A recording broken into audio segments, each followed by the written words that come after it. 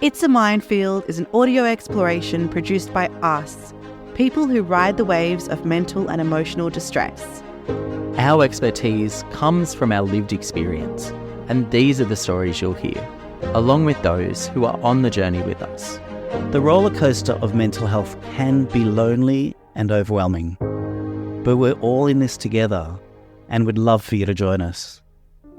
Hey Hannah, hey Chris. Hey Leon. Hello. I've got a really exciting interview that I can't wait for you to hear. Who's it with? Well, someone I think you might know. It's with my psychologist, Meg. Okay, she's also my psychologist. Wow, this is like a group therapy session. So, just to give a bit of context, Meg and I have been discussing this for about 7 or 8 months about the idea of can a client and a therapist change the rules of engagement to talk about what turns out to be lived experience. Can a clinical psychologist have lived experience? What do you guys reckon? Absolutely. Yeah, and I think it just fosters a really strong connection. And it makes a person feel heard. What do you reckon, Hannah? It kind of helps me to know that my psychologist, maybe they have had similar feelings, emotions, experiences to me that means that they can potentially understand what I'm experiencing in depth or just have that kind of empathy. It's a fascinating thing. And Meg talked about the reticence to disclose lived experience to both clients, but also more importantly to colleagues, and the complex ways of thinking about that and the complex multi-micro decisions that she has to make in doing that, including how she introduces herself, which I look forward for you to hear. She opened up the interview in a really cool way. And just a heads up, we talk a little bit about DBT, which we covered in the last episode, Big Feelings 2. So when we talk about DBT, that's what we're referring to.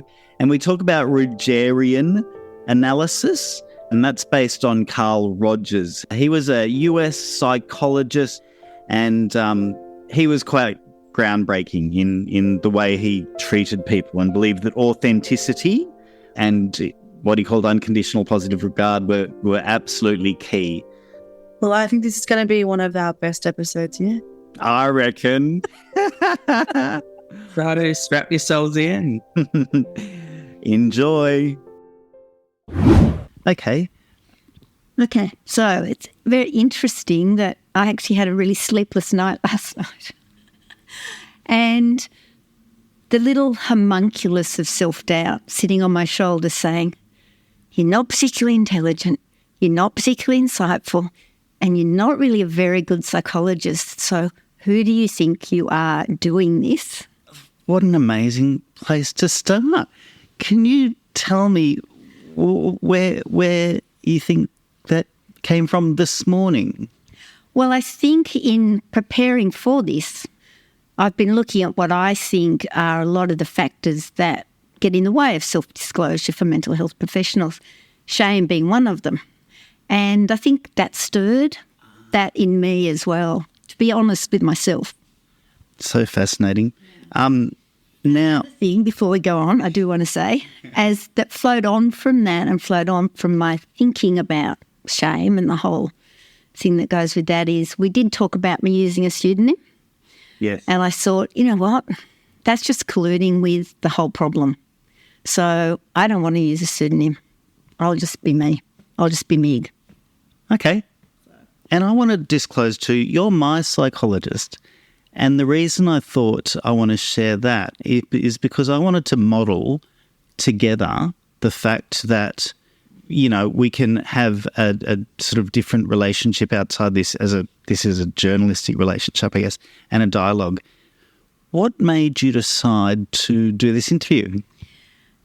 I would probably say anger in the end, which has always been a powerful motivator for me.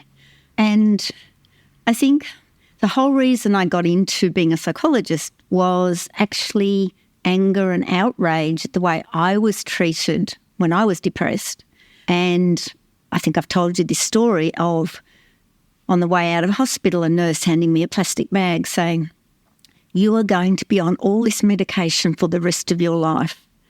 And my response was, "Fuck that for a joke."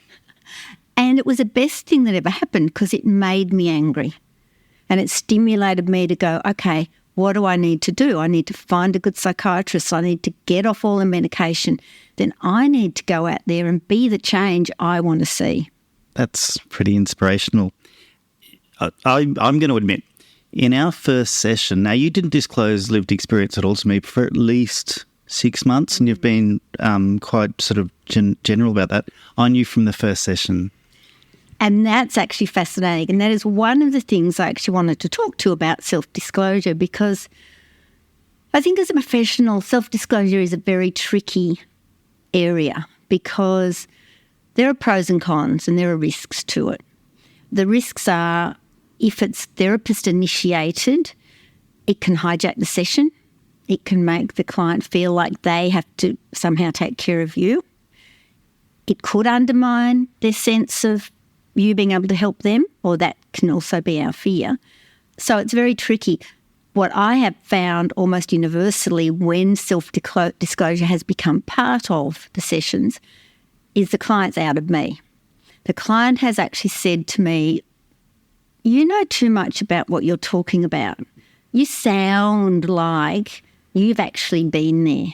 And that moment, there's that moment of choice. There's that moment of, will I say yes? Because there is stigma and shame around mental health, and we can't deny that. We have to look it in the face.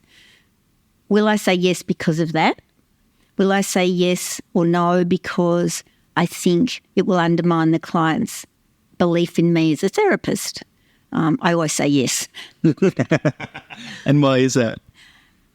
Because I think I am asking each client to be real and honest and vulnerable in my presence. And how can I expect that from them if I'm not doing that myself?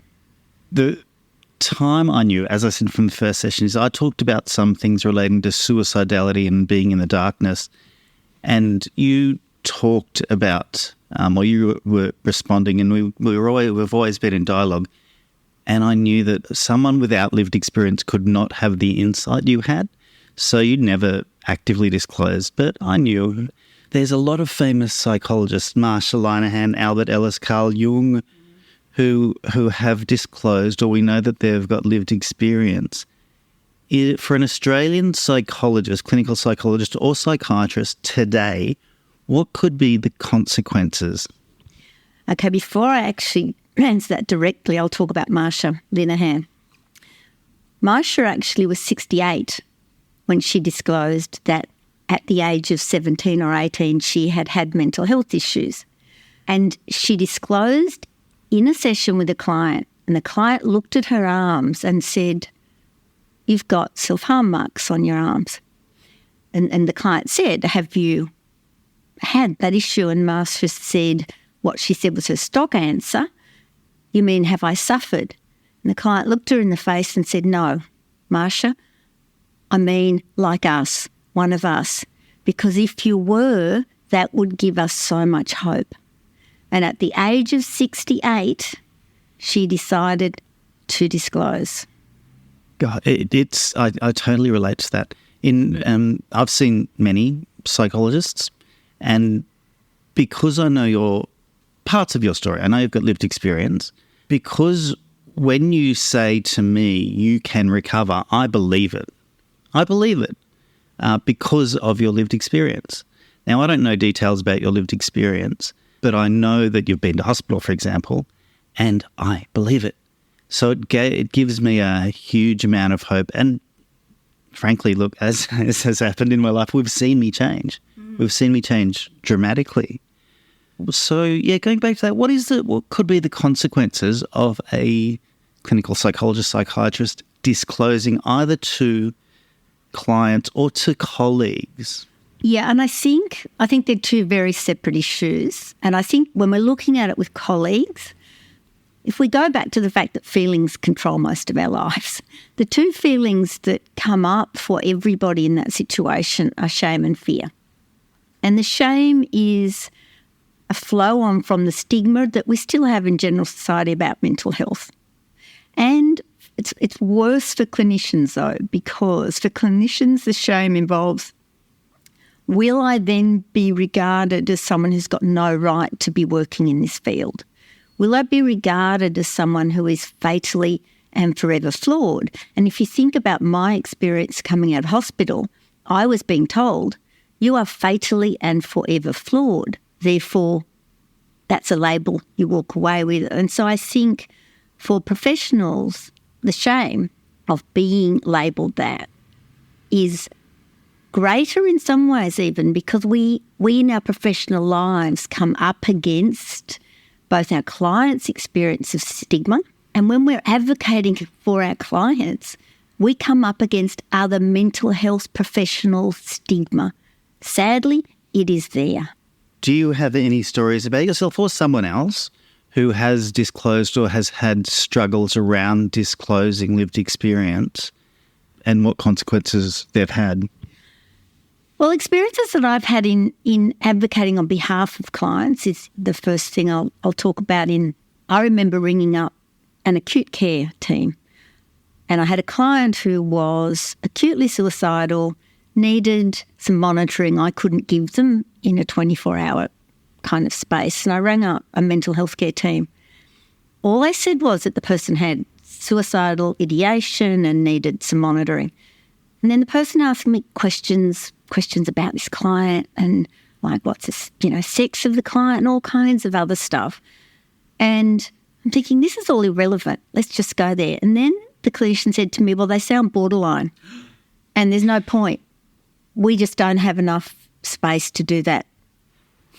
So that's an experience I've had of a mental health professional having stigma against a particular mental health diagnosis. I think for me, I haven't had direct consequences from disclosing except other professionals going quiet and changing the topic, which is a punishment in a way for having brought that up. It's like, oh, you've named the elephant in the room. That's just too much. I'm not going there. We're not going there. Let's talk about what we're having for dinner tonight. So in some ways you've maybe lost your usness and become a them. Absolutely. And I think that's a great way of putting it, Leon, because that is the fear. It's the fear of a false dichotomy, which is us and them. And I think Marshall Linehan is a shining example of not having that dichotomy. And dialectic behaviour therapy is a therapy, interestingly, where the client can't fail therapy, but the therapist can fail the client. Tell me about that. It's that whole sense of there isn't them and us. The basic premise of DBT is we're all human and we all suffer from exactly the same issues to different degrees and are on different places in our journey. And it's not that I am better than you. It's not that that you are unwell and I am well. My value as a therapist is simply that I can stand aside and see things that you can't see when you're lost in what's happening for you. So there isn't a them and us in that kind of therapeutic modality. There just isn't. Absolutely. And it's one of my biggest passions. The assumption of, some people call them consumers, I call us either travellers or people with navigating the mental health system, seem to have the belief that if you're a clinician, automatically you don't have lived experience, which to me is... Well, you're not allowed to have lived experience. I think that's the thing. And you asked about, did I have a personal experience? And what suddenly sprung to my mind was when I was actually doing my clinical master's training. And during that period, my father died. And it was a very difficult death. And when he did die, I remember ringing up the clinical psychologist who was supervising the clinic where we were going to do our training and saying, I can't come in. My father's died. I'm not in the right mental frame to come in. And the response I got was, well, you can have one day off. Yeah, you can laugh. No, I laugh because I'm familiar. Exactly. That happened in my workplace too. Yeah, you can have a day off, but we need you to be back here tomorrow. And I'm thinking, oh, well, I'm not allowed to have a response or reaction to this. I mean, obviously, an oncologist can have a lived experience of cancer. A ophthalmologist can have a lived experience with vision impairment. Interestingly, I was reflecting on what you were saying. Someone who works in the AOD or alcohol and other drugs sector often do have lived experience and disclose more readily. Do you think that's true? I think it's definitely true, 100% true. I think maybe that has been influenced over the decades by organisations like AA. Yeah, where self-disclosure is part of it. Self-disclosure is part of it, and there is meant to be no shame. Yep. There is meant to be no shame. It's meant to actually show your courage as a human being that you can do that. Yep. I mean, as you're saying that too, I was wondering if a lot of people in the alcohol and other drug sector are social workers or alcohol and other drug workers, case managers, but I wonder if someone who was a clinical psychologist with alcohol and other drug history does have more difficulty with doing that. What do you think? Well, I think that's very possible because I know with my training, and I actually did a counselling degree before I did my psychology degree, which I always say was the best thing I ever did and made me the kind of therapist that I am. Clinical psychology training has very much followed an American rather than a European model. And I think you'd find a very different situation if you're looking at the practice of it in Europe. So the model that we're following here is very much that we are a technician. We are in the room with skills that we basically do unto the client. The European tradition is more we're two human beings sitting in the room, and through our interactions, that is where the healing takes place. So, yes, the training clinical psychologists discourage a sense of two equals in the room and encourage much more a medical-based model of I'm the professional, I know what's going on, I will tell you, and you will follow the prescription that I give you, i.e. homework, which is ridiculous and useless and nobody ever does. And you will get better because I will do that unto you, not alongside and with you, and not through the relationship that we develop. Can you describe, in becoming a clinical psychologist, what are the main things you learn and how long does it take? What's the process in studying to become a clinical psychologist? Okay, so studying to be a clinical psychologist involves 2 years full-time master's program. And in that master's program, you cover obviously all the topics you need to do to be able to diagnose people. And then as part of that program, you have quite an extensive practical element where you are out in the field under supervision working with clients. I will tell you though, when I did clinical psychology, there wasn't any training in counselling. There was no training in how to be a therapist at all in the room with another client. It was all technical. It was, these are the particular instruments you need to use to diagnose. This is the cognitive behavioural therapy model, and these are the KPIs on which you are going to be judged to see if you meet those KPIs to be able to graduate through the program. Very mechanical, very technical. That's astonishing. I thought it was only psychiatrists who never got trained in interpersonal skills. Psychiatry has a lot to offer, but I do have a critical lens on it. What was the difference between the training in psychology and the training in counselling? So the training in counselling was much more based on the Rogerian principles of unconditional positive regard. And the basic principle of inside each human being is the answer. Therapist's job is to help the person uncover that, which is very different from what I said earlier about the clinician doing unto the client or patient. So in the Rogerian model, it's about together we will work through, and you actually have the answers and you have the capacity. I can just help you find that. So I think that was the basic difference I found in those two. Training. The hinge of it all is unconditional positive regard. When I sit in the room, I am no better than you.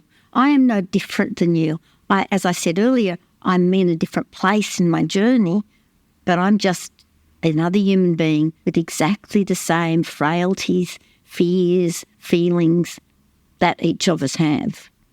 There's a fantastic series of videos which I'm sure you're super familiar with.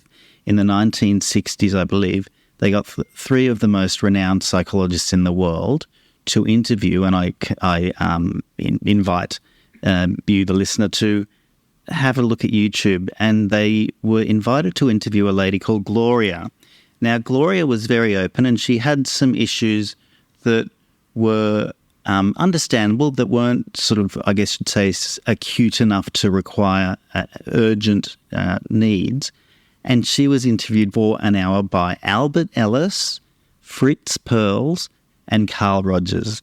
Now, if you want to know the difference between those approaches, it is so clear. It's incredible. It is an incredible video. It's fabulous in seeing what the Rogerian model can bring out in people.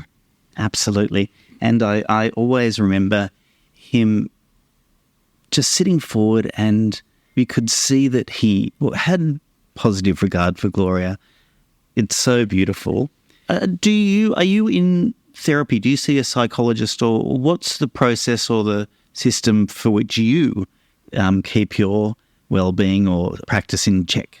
I have often, and I make a point of asking colleagues and people I meet who are psychologists, have they seen a therapist?